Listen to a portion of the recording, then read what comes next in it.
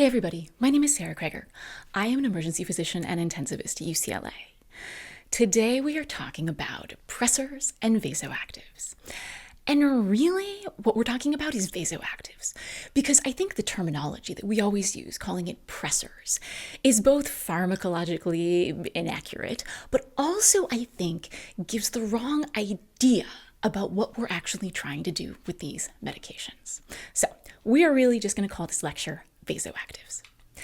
How many times have you memorized some version of this table? At least one, probably many more than that. The thing is that if memorizing this table was the way to go and taught you everything you need to know about using vasoactives, you probably wouldn't be listening to this in the first place. Because here's the thing about the information in this table. It's necessary. Like, do you need to know all this stuff? Yeah. But it is far from sufficient for what you actually need to understand to effectively and in a sophisticated manner use vasoactives in your daily practice. Why? Well, a lot of reasons. But one of the big ones to me is that a lot of the time when people ask me about pressors, they're like, well, which one do I start when? But if you really think about it, the hard decisions, the complex sort of, oh, what do I do decisions about vasoactives are really just as much about why to start them and when to pull the trigger on starting them as which one to start. So that is how we are going to organize this topic. We are going to organize it into three parts. Part one, why you should be starting vasoactives in the first place. Two, once you've decided you need to start them, when is the right timing? Do you start them now? Can you wait? Do you actually need to do it at all? And finally, which vasoactive should you be starting? So let's start with question number one, which is why you should be doing this in the first place. And the core thing here is shock is not about hypotension. Shock is about hypoperfusion.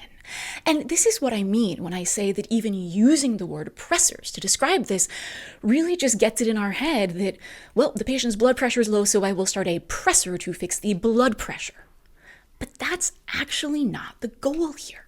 Because the question about why you should be starting a vasoactive is not, is my patient hypotensive? The real question you should be asking is my patient hypoperfusing? And it turns out those two things don't always march together. Like, we have this lovely idea in our head that if a blood pressure is normal, it means my patient's perfusing. And if the blood pressure is low, it means they're not perfusing. But it turns out these things are not locked together in the one-to-one linear way we'd like them to be. I mean, that would be nice, that would be simpler, but they're not. Because at the end of the day, what we really care about is not so much the macro circulation, not so much the blood pressure and the heart rate. I mean, yes, those are necessary, but again, not sufficient. Because what we really care about is tissue perfusion. And that is where the magic happens, in the microcirculation. And what we need to understand about the microcirculation, the actual, again, the magic site where all that lovely oxygen and everything else gets to the tissues, which is really what we care about, is the following. Blood pressure is one variable that determines tissue perfusion, but it is by far from the only one. And so again, the key question we should be asking here is not, is my patient hypotensive, therefore I need a vasoactive, but is my patient hypoperfusing? And I need to use a vasoactive medication to improve their tissue perfusion. Now, an excellent question you are probably asking yourself at this point is, well, the nice thing about starting a pressor and titrating a pressor for blood pressure is I can be like, okay, if their MAP is 65, fantastic, don't start something. If it's 64 and a half, no, now we got to start something. Furthermore, it's easy to write a protocol that says titrate to a MAP of 65. Writing a protocol to titrate to tissue perfusion, not as easy. So what's the magic number? Is there a magic number, like MAP of 65, that corresponds to tissue perfusion that we can be like, aha, my patient is not perfusing their tissues based on this one single magic number, therefore I shall start pressors? No. Unfortunately, I am sorry to inform you that there just isn't. There's no single test, whether it's a lab test, a score, a metric, there's no one thing that can definitively be used to identify shock. It's just not that simple. I mean, it would be nice if it was, but it's not. But the other thing to appreciate here is that even if, let's just say, in a lovely, wonderful world, there was a magic number that would definitively tell you, aha, my patient is not perfusing their tissues, that would only get you so far, because it still wouldn't tell you why your patient is not perfusing. And until you know why they're not perfusing, you don't really know what to do about it. So for a further discussion of this, if you want to hear more about how do we figure out if our patient's perfusing, you can take another look at one of the other lectures on ICU EDU, the Reframing Shock the Shock Continuum Part 1, because we're not going to get into the details now. Because right now, we need to go to part number next, which is when.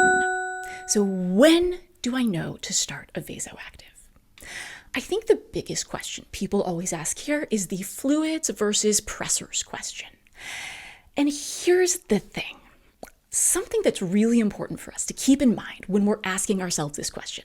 When, you call the ICU and, little hypotensive, the map's a little low. And they're like, well, how many liters of fluid did you give? And you're like, well, I gave him like 30 cc's per kilo. And the ICU's like, well, why don't you just give them one more liter and see? When do we draw that line? When do we say, okay, I've given enough fluids, it's time to give pressors? Well, there's not a simple one-size-fits-all answer. But I do think it's important to keep something in mind.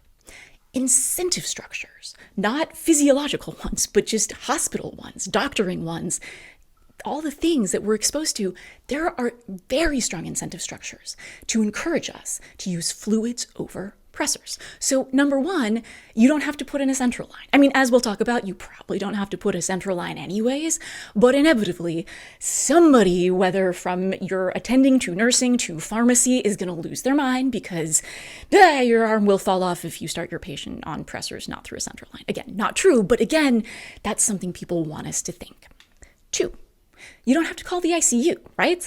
I mean, I'm usually the one you're calling, but it's no fun calling any of us because it's another consult you have to call. You have to talk us into the idea the patient's so sick they need the ICU. You have to take up an ICU bed. If they're on pressors, they need to go to the ICU, but not if they're fluids. And number 3, you don't get angry emails. I would get a lot of angry emails when I was in the ED because we, at least in the US, have our sepsis protocols. And if we don't give somebody a sufficient amount of fluids, we get angry emails. So we have a lot of incentives to encourage fluids over pressors. But I think we need to be very, very clear about the fact that none of those incentives have any physiological basis absolutely whatsoever. And so, yes, they exist, and we need to acknowledge that they exist, but we also have to acknowledge that those reasons are about systems issues and other healthcare providers, not about the patient in front of us. And I think we need to think about the physiology. So if I'm thinking about the actual physiology of the patient rather than the incentive structures of the system I'm in, this is actually what I want to think about. Because I think we have this idea that there's some kind of nice linear one-to-one relationship where if I give my patient volume, that volume shall then end up in their heart being used to support their blood pressure. That the relationship between intravascular volume and filling pressures, whatever volume gets into the heart to fill the heart, to pump out, that there's some kind of nice linear relationship. And it turns out that assumption is not true. The idea that I give volume and all that volume will translate into cardiac output is not true. That one-to-one relationship doesn't exist. It's not linear. In fact, it looks more like this. So, what does this curve mean? Well, let's take a moment and think about a water balloon. We're going to fill our water balloon. Let's say that when the water balloon is totally full, it takes 500 cc's of fluid to fully inflate the water balloon. Now, let's take a moment and say if it takes 500 cc's of water to fully inflate that water balloon, and we put in 100 cc's, okay, that water balloon's not fully inflated. There's no wall tension. What if we put in an additional 100 cc's? Have I changed the pressure inside that water balloon by going from 100 to 200 cc's if it can hold 500? No, I haven't changed the pressure at all. I've given more volume. I've done nothing to the pressure. Why? What's creating pressure in that water balloon? It's the wall tension. I don't actually start changing the pressure in that water balloon till I fill it all the way, till I fill it to its capacity of 500 cc's of fluid. Now, once I've done that and I've fully distended the water balloon, I now have 500 cc's in the water balloon. Now, if I add another 100 cc's, now I have changed the pressure in that water balloon. But adding more volume to the water balloon only changes the pressure once I have fully distended it. Now, this is true for water balloons and the circulatory system, and we have a name for this. We call the water balloon, before it's filled to where you start changing the pressure, the unstressed volume. And we call the part of the water balloon where now you've filled it to where you start having wall tension, and now you start increasing the pressure by giving more volume. We call that the stressed volume. Now, we talk about this more in one of the other shock lectures, but the key thing to understand here is volume that is not pressurized within the circulatory system doesn't count. The only volume that counts is the stuff that actually gets to your heart and can be used as filling pressures to fill the heart. That's the stressed volume. The unstressed volume is not helping you, and that relationship isn't linear. So let's talk about now what happens when we look at this relationship. But what if, like, for example, in sepsis, when somebody's vasodilated, what does this relationship look like? How does it change when there's underlying vasodilation? It changes like this. That is what happens. That curve is shifted to the right. Now, what are the physiologic implications for this? Well, let's take a look. What this means is that now it takes more water to fill the balloon to the point that you finally fill it fully. So our water balloon previously, before we were vasodilated, would hold 500 cc's before you started giving it pressurized volume. Now, maybe it holds 800 cc's. So we now have to fill it with 800 cc's before giving it additional volume will actually result in a change of pressure. So when somebody's vasodilated, what's happened is they have a much bigger volume sink. They have a much bigger proportion of the total volume that is unstressed as opposed to stressed. That's what you've done. Now, let's say we want to fix this problem. We have a patient, they're in vasodilatory shock. One solution is we just give more volume, right? We're like, okay, it now takes 800 cc's to fill the balloon instead of 500. I'll just give them more volume. Sure, no problem. That's one solution. But is that always the best or most elegant solution? Not necessarily, because you know what else you could do? You could give pressors. You know what that does? That shifts your water balloon back from being an 800 cc water balloon to a 500 cc water balloon. And so that's another solution. That's one more thing we could do. Now, in reality, often the answer is to do both. But I think it's important to understand that in vasodilatory shock, there isn't a one-to-one relationship. You giving volume, volume going to the heart. It's all about the pressurized volume. Now, what does the research say about this? Because if you're proposing starting early pressors, somebody is inevitably going to have their hair on fire because, oh, horrible, but fluids, and that'll be bad if you don't give enough fluids and you'll get angry emails. Well, it turns out the literature is a lot of meh. So this was the most recent, most anticipated study to come out, in sepsis at least, because this is often, really often when we're asking this question, right? When do you start pressors after giving fluids? So this study, this was the Clovers trial. This was a multi-center randomized controlled trial, 1,500 some patients, all of them with septic shock. And basically, patients were randomized to this sort of fluid liberal versus fluid restrictive strategy, essentially meaning the patients in the fluid liberal strategy, after the initial volume resuscitation, if they were still hypotensive, you primarily use fluids to treat it, and the fluid restrictive strategy was, if the patients were still hypotensive, you primarily use pressors to treat the hypotension for those fluid restrictive strategy patients. Now, what the study found was no differences whatsoever on anything. And they checked a whole bunch of things, right? They checked mortality and ICU days and length of stay and adverse outcomes and found zero differences whatsoever. Now, there's a lot to dig into in terms of this study and what it actually means and what it doesn't mean. One issue, for example, is that a lot of these patients weren't actually that sick. For example, 40% of the patients in the fluid restrictors, i.e. mostly managed with pressors arm, never needed pressors actually in the first place. And a third of these patients never actually needed the ICU at all in the entire cohort. So there's a lot to dig in as to what these results actually mean. The bottom line being, we certainly don't have any evidence that, early heavy pressors is bad necessarily. And I think the other thing to keep in mind about this is I'm actually not saying that we should necessarily be managing things with just fluid or just pressors. It's more that we need to think about what this curve means, especially in terms of our early resuscitation and the difference between sort of giving early low-dose pressors to just try and shift that stressed to unstressed volume, as distinct from, okay, I'm going to primarily treat the hypotension just with pressors rather than fluids. And so in reality, to me, physiologically, the study that's a lot less well known, but a lot more relevant, I think, when I'm thinking about this early curve in treating vasodilatory shock, is actually this one. So this was a study, I think it came out of Thailand, I believe, and it came out in 2019, and this was the Sensor trial. Basically, this was just a single center, but it was a randomized placebo-controlled trial, 310 patients with septic shock. And here's what they did. They randomized patients to either early low-dose no-epi at a fixed rate or placebo. And it was truly placebo double-blinded. People didn't know what they were getting. And basically, they just, on half the patients, started norepi at 0.05 mics per kilo per minute and just left it there. They parked it.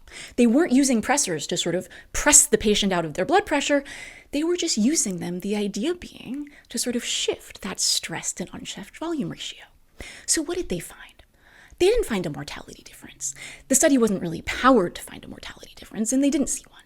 But what they did find was that this early fixed-dose, low-dose norepi was associated with more rapid control of shock and decreased incidence of pulmonary edema. Now, this is a small single-center study, but I think the bottom line from both this study and the other study is that it depends on the patient.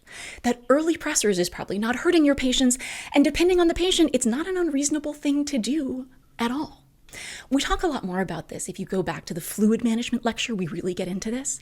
But I think the bottom line is that early pressors in septic shock, we certainly don't have evidence that it hurts people for sure. And when you think about the physiology, a little bit of shifting that unstressed, stressed volume may get you a lot farther than giving a lot of volume to overcome that physiology. Now, that's one reason, right? But what's another when? When is another time that I'm like, okay, now this is when I'm thinking about starting pressors? Well, one of the big ones is just buying time. Because here's the difference between pressors and volume, is that you can take pressors off. I mean, adding fluid to your patient is like adding salt to food. Once you put it in there, you can't just like pick it out. It doesn't really work that way. The nice thing about pressors is they come as a drip for a reason, because they're very short acting. And so if I add pressors to the patient, I can just turn them off. Right? It's as easy as that. Me starting them doesn't commit me to anything necessarily, right? I can start pressors, and I will do it a lot when I need to buy time. Now, frequently, that's when my patient doesn't look bad. I don't think they're perfusing, or their blood pressure is terrible, and they just, have that gray, kind of not very good look, and I don't know what's wrong with them. Or maybe I have a hypothesis, but I'm not really sure. I will often just be like, okay, we got to support their hemodynamics, we have to support their blood pressure, we have to support their tissue perfusion until I can figure out what on earth is happening here. Is this septic shock? Are they hypovolemic? Is this cardiogenic shock? Let me echo them. Where's the echo? It buys me time and tries to sort of maintain an organ perfusion while I'm figuring out what's happening. Similarly, if the patient just looks like they're about to code, I don't wait to start pushing some push dose stuff until they actually code. I will just start pushing some push dose pressors to give me a minute to be like, what's happening? Let me figure it out. But you say, if I'm doing this early enough that I need to buy time, I'm probably also doing it early enough that I don't have a central line. And if my objective for the next 5 minutes is to spend them figuring out what is wrong with my patient and what to do about it, I probably shouldn't simultaneously spend those 5 minutes putting in a central line. The answer is, it's okay. You don't need a central line to start peripheral pressors. Your patient's arm will not fall off, I promise. Now, there's been actually a decent amount of literature on this. The most recent thing to come out on this, as far as I know at least, was this study that came out, and it was actually a meta-analysis that came out in Critical Care in 2021. And this was a meta-analysis of 11 studies, 16,000 plus patients in the entire group. That was the adult group. And basically what they found is that it's very rare. to have adverse events associated with peripheral pressor use. Now, am I saying that we should, put high dose norepi through a 24 gauge in your pinky? No, I am not saying that. We probably shouldn't do that. You need to have a solid IV that you believe in the AC that's reasonably large bore and so forth and so on. And there's a really good MCRIT post about the details of this. The punchline, though, for me, is that in terms of evidence, what's probably safer? Giving my patients some peripheral pressors to buy myself time to figure out what's really going on with them versus slamming them with a whole bunch of fluids, flipping them upside down, smothering them with a plastic sheet, and poking around with a big needle in front of their carotid artery while they're freaking out and I'm actively trying to resuscitate them? I would say those two things compared to each other, I would go with peripheral pressors, probably safer. So I use them early on to buy myself time to get the patient sorted out and figure out what my ultimate strategy is. What's another when I should start pressors? Well, another for me is when I think I need to use something, when I need to use a vasoactive to break a vicious cycle. Because people ask me all the time, well, would you start a vasoactive in a patient who's not hypotensive? And the answer is yes. I really mean it when I say that this is not about blood pressure. This is about tissue perfusion. Now, is it as clear and obvious an indication, and is it as easy to figure out when to start things just for tissue perfusion? No, but here's an example. Because a lot of the time what's happening is you're getting into a vicious cycle. And to me, the best example of this is cardiorenal syndrome. So, what's happening in cardiorenal syndrome? Well, the kidneys are all pissed off because they're not getting enough perfusion. And when the kidneys don't get perfusion, they go on strike and they refuse to make urine. They refuse to make urine, so we're retaining more and more volume. The patient's getting more and more volume overloaded. When that happens, more volume gets delivered to the heart. You know what happens then? Their shock gets worse. The heart can't handle it. They perfuse the kidneys even less. The kidneys get more pissed off. They refuse to make more urine, and off we go. And that is cardiorenal syndrome. So if I have a cardiogenic shock patient, their blood pressure's fine, but I know that I got to diurese them.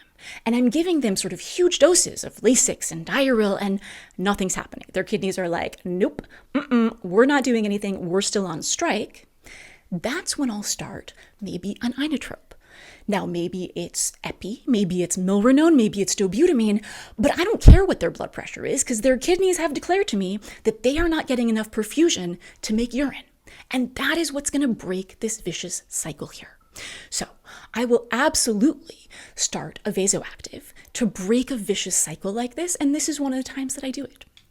And last big category of when to start them is I call it, you break it, you buy it, cycle of iatrogenesis. How many times have I heard somebody say, well, we would shock the patient, but we can't do conscious sedation because they might get hypotensive? Well, that's what push-dose pressors are for, or a low-dose norepi drip, or a levofedrin. That's also how many times have I heard, well, the patient got intubated and now they're in restraints because, they got so agitated and we had to turn off the propofol because they were hypotensive. Well, that's a great time to give them some pressors. We do things all the time that make our patients hypotensive. We give them induction drugs for intubation. We give them sedation, either for conscious sedation or after they're intubated. We maybe give them drugs like beta blockers or calcium channel blockers to control tachydysrhythmias. If we do something, if we give a patient a drug that we know is going to drop their blood pressure, we are allowed to give them a drug to raise it back up again. So, to fix iatrogenesis, if I break it, I have to buy it. Often the solution to that is pressors. So those are the categories of some of the whens I think about starting vasoactives. Now let's get to the part that is really what most people want to hear about, which is which vasoactive to start. So as far as this goes, there's sort of a 101 and a 201. Pressors 101 is actually really simple and short and nice. Pressors 101. If you have no idea what's going on, start norepi. Norepi is not always the best answer, but it's rarely the wrong answer. The end. That's Pressors 101.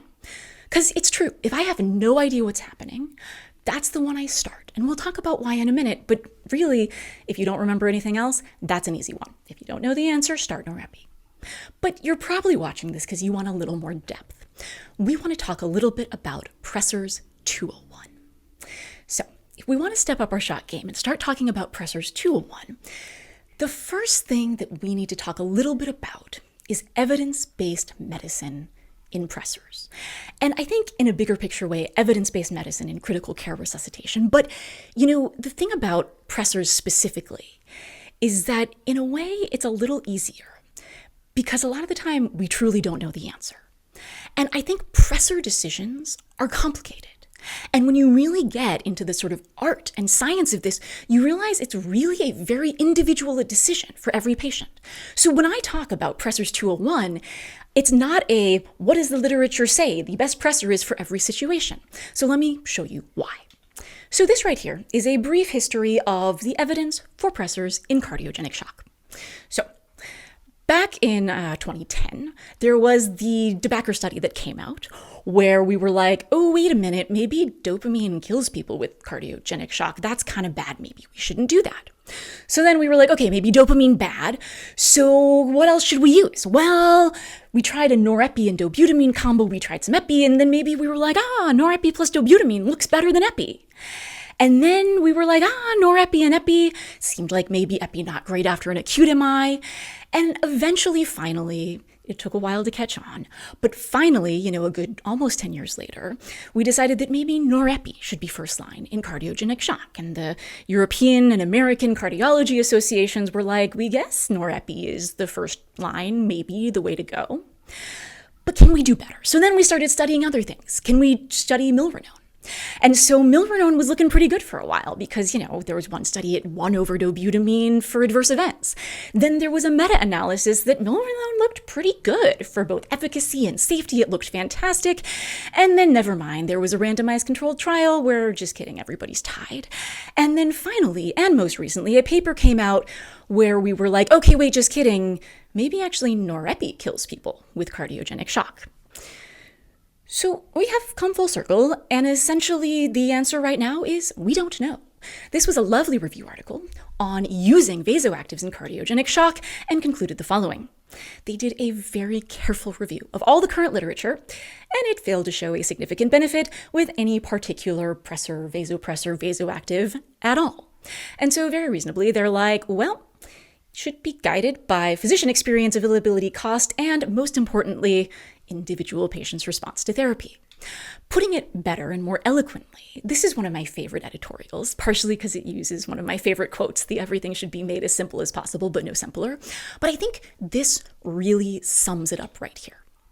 The considerable interpatient differences regarding the initial cause of cardiogenic shock and subsequent consequences on both macro and microcirculation argue for a dynamic, step-by-step, personalized therapeutic strategy. What is this person basically saying? They're saying, do thinking. We are saying that we don't have evidence that'll say, aha, in this situation, the evidence clearly states you should do X, Y, and Z. We just don't know, actually. And really think. You need to know what's going on with this specific patient. You need to know why they're in shock. You need to understand what you're doing so you can tailor their therapy. And that is how we usually arrive at this table. Because as I said before, you do need to understand this table, but we're going to do a slightly different version of this table. So we are going to start by breaking vasoactives up into 3 basic categories. We have our pure vasoconstrictors. That's all they do. They just vasoconstrict. Then we have our second category, which is inotropy and vasoconstriction. And then our third category, which is inotropy plus vasodilation. In our first category, our pure vasoconstrictors, that is our phenylephrine, vasopressin, and angiotensin II.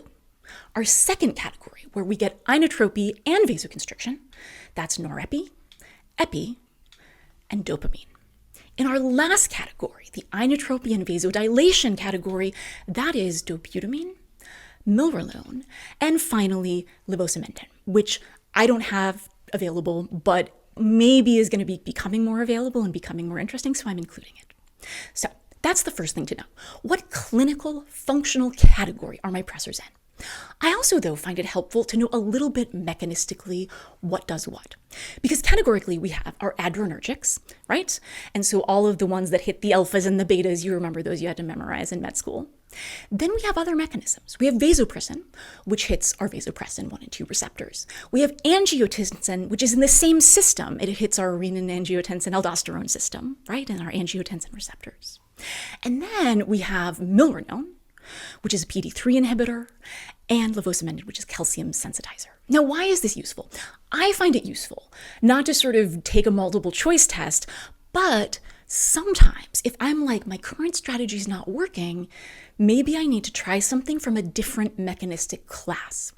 If I'm like, oh, we're just not responding well to adrenergic vasopressors, maybe the answer is I need to try something from a different class. So I think that's why it's useful to know that. Now, what people normally do next in Pressors 201 is they give you a list of pressor properties. It's usually a very long list and includes every possible thing you ever might want to know about each individual vasoactive.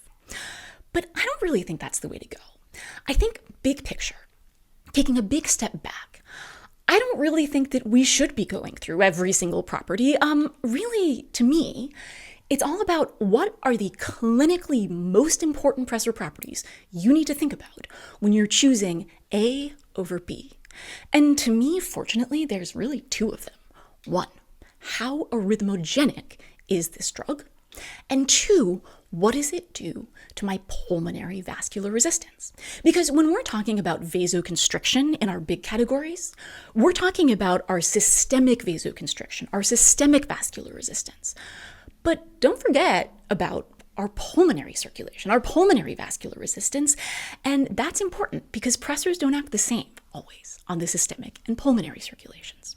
So now let's take our categories and break them down first by what they do in terms of arrhythmogenicity, and then after that, we'll break them down in terms of what they do to the pulmonary circulation. So, in terms of arrhythmogenicity, our pure vasoconstrictors, for obvious, I hope, reasons, are great. They don't cause you to have additional arrhythmias, right? That one's an easy one. Now, the minute you have a drug that starts giving you inotropy, often you get some degree of arrhythmogenicity with it. Now, as far as that goes, norepi is pretty good. Yes, can you get a little bit of arrhythmogenicity with norepi? Yes, but in general, it's not bad. Epi, you get significantly more arrhythmogenicity than you do with norepi for sure, and dopamine is the worst. I mean, this is probably why all those cardiogenic shock patients were having bad adverse events from dopamine, because dopamine is very arrhythmogenic. And I think it's important to note that at the time that you go up on the dose of dopamine high enough that you're getting a lot of vasoconstriction, you're at pretty high doses of dopamine at that point, and so you're probably getting pretty arrhythmogenic as well. Now, what about our category of inotrope plus vasodilators? So, dobutamine, also quite arrhythmogenic, not as bad as dopamine, but still definitely there. Milrinone and levosimendan, less so. They're not adrenergics and they're less arrhythmogenic. And so often those are the two where you get pretty good bang for your buck in terms of balancing inotropy and arrhythmogenicity. Now, of course, keep in mind, they also cause vasodilation. Now, that is the map of arrhythmogenicity properties of our various different vasoactives. Now let's talk about what all these do to your pulmonary circulation. What do they do to your pulmonary vascular resistance?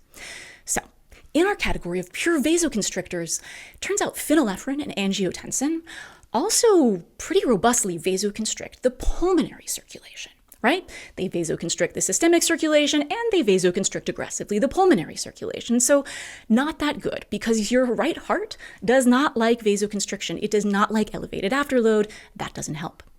Vasopressin, on the other hand, is great. Vasopressin is special in that it vasoconstricts your systemic circulation, but it doesn't vasoconstrict your pulmonary circulation.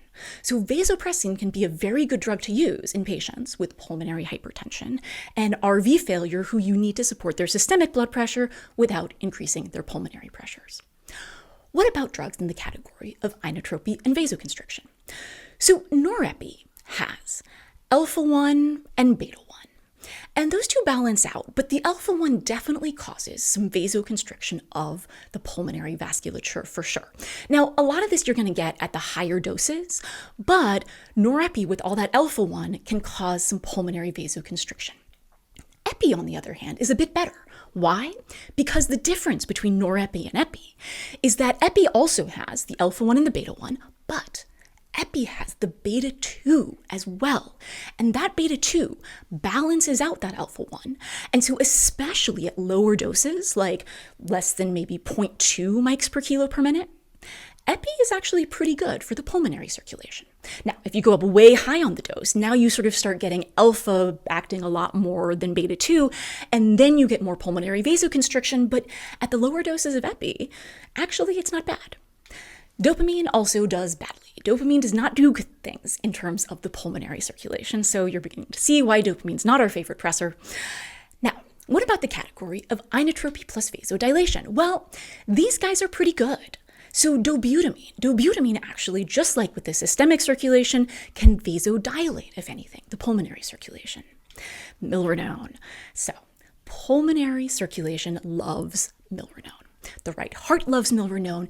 Milrinone is a pulmonary vasodilator. In fact, you can actually use it in its inhaled form in the same way that you would use inhaled epoprostenol or nitric oxide. The pulmonary circulation loves milrinone. It vasodilates it, which makes it happy. And similarly, similar mechanism, levosimendan does a similar thing. Now again, I don't use it at the moment, but there's some interesting trials going on with this drug in cardiogenic shock, and so I think just being aware of basically what category it's in. So that's it. To me, these are the critical things you need to know for Pressors and Vasoactives 201. And when you start to look at it this way, you can begin to see why Pressors and Vasoactives 101 is norepi is not always the best answer, but it's rarely the wrong answer, right? Norepi, in terms of the critical things, gives me both inotropy and vasoconstriction, and is relatively neutral in terms of my big priorities. You can also see why everybody's always hating on dopamine, right? Because dopamine is not so great in terms of my big priorities. Now, that's the chart, but just that isn't really fully solving our problem either. As we said, that is necessary information, but not sufficient. Because I think on top of that, over and above that, we need to pair our physiologic and pharmacologic understanding of that chart with an organized problem-solving approach to vasoactive selection. So this is my personal approach, organized problem-solving approach to vasoactive selection. Now, the first question must be, what is my patient's underlying shock physiology? What is causing them to hypoperfuse in the first place? For a talk about that, you can go to Reframing Shock 2, the 3 pressures talk, to really get into the weeds of how do I figure out why my patient is hypoperfusing. So that is number 1. What's my patient's underlying shock physiology? Question number 2 then is, how can I modify that physiology to improve tissue perfusion? What do I need to do? Because depending on my hypothesis about why they're in shock, what do I need to do about it? Will it help them to improve systemic vasoconstriction because I have distributive shock? Will it actually help them to systemically vasodilate them because maybe they're having bad left heart failure and, they need less afterload? Will it help me to increase their inotropy? Does either the left or the right heart need to help push things forward? And will it help me to pulmonary vasodilate them? So, which one or more often of these metrics do I want to use my vasoactives to modify to help fix their underlying shock physiology and correct their tissue hypoperfusion? That's question number 2. Now, after you've answered question number 2, you now have to answer question number 3, which is, what are the major side effects I'm most concerned about in this patient? And this is patient dependent. In some patients, tachydysrhythmias is a big concern, right? They have a history of VTAC. They are already an AFib with RVR. They're having a lot of ectopy and I'm worried about it. Is tachyarrhythmias a big concern for me? On the other hand, is systemic vasoplegia a big concern for me? Are they in maybe RV failure and cardiogenic shock, but I really need that systemic blood pressure to support them so that their RV doesn't get hypoperfused? Or are they a liver patient who's just already kind of systemically vasoplegic and that's not going to go well? Or do I think they maybe have mixed shock and there's a septic physiology as well as something else and I'm worried about exacerbating their systemic vasoplegia? Next, how much am I worried about increasing their pulmonary pressures? Do they have a history of RV failure, of pulmonary hypertension? Do they already have bad ARDS and they've been sitting here probably with high pulmonary pressures for a while regardless? I don't know. And lastly, mesenteric vasoconstriction. So if I have a patient that I'm deeply worried about them being in shock because they're having mesenteric ischemia, giving them high-dose vasopressin may not be the cleverest idea here. So that's another one. So what are the major side effects I am worried about in this particular patient in front of me? And then finally putting it all together. Based on my answers to 2 and 3, which agent, or sometimes often I would say, combination of agents can I use to best achieve what I do want from question 2 with avoiding what I don't want or balancing out what I don't want in question 3. So that is my organized thought approach to vasoactive selection. And to me, combining that thought approach with sort of the basic core physiology of Pressors 201 we learned from our table, that is how I think about which pressor to start. So that's it. That's pressors and vasoactives, mostly vasoactives. Question number 1, which is why start vasoactives? The core thing here is to understand it's all about not is your patient hypotensive, but are they hypoperfusing? And starting vasopressors, starting vasoactives on your patient to make their blood pressure look pretty is not the answer. Starting something to make their perfusion better, that is why you should be starting a vasoactive. Now when? When do you want to start a vasoactive? Well, often this when question ends up being the fluors versus pressors question. And I think really underlying this is, what is the physiology of what's happening? Will fluids help at all? If they will, but it's a sort of distributive vasodilatory picture, will a little low-dose pressors help you and just shift some of that volume? So fluids versus pressors, think about your underlying shock physiology and your underlying physiology of stressed versus unstressed volume, as well as the potential risks and benefits of accidentally giving the patient too much fluid, which in a healthy young person versus in a 98-year-old with multiple medical problems who I really don't want to intubate, risk benefits different. Depends on the patient. It's complicated. Watch the fluids talks if you want to hear more about this. Another time, when to start pressors, if I just need to buy myself time to get my patient's perfusion through until I can figure out what's going on, make some decisions. Next is when there's a vicious cycle. And whether my patient's hypotensive or not, I think I need to use a vasoactive to break that vicious cycle, like a patient with cardiorenal syndrome. And lastly, in a you break it, you buy it situation, if I iatrogenically give them a drug that's going to decrease their perfusion or drop their blood pressure, I'm allowed to give them a drug that makes it better. And finally, which vasoactive to start? We're going to think about our chart that puts things in categories, both by effect and by mechanism, and then thinks about the 2 most important things. How arrhythmogenic is this? And what does it do to the pulmonary circulation? Once we've sort of internalized the pharmacology of this chart, we're going to go to our sort of organized thought approach to vasoactive selection, where we figure out what's my patient's underlying shock physiology. Then we ask how I can modify that physiology. How can I use vasoactives to modify it to improve tissue perfusion? We then ask ourselves, okay, in this patient, what are the major side effects that I'm worried about? And finally, based on the answers to those questions, decide which agent or combination of agents will best achieve our goals. Thank you guys so much for listening.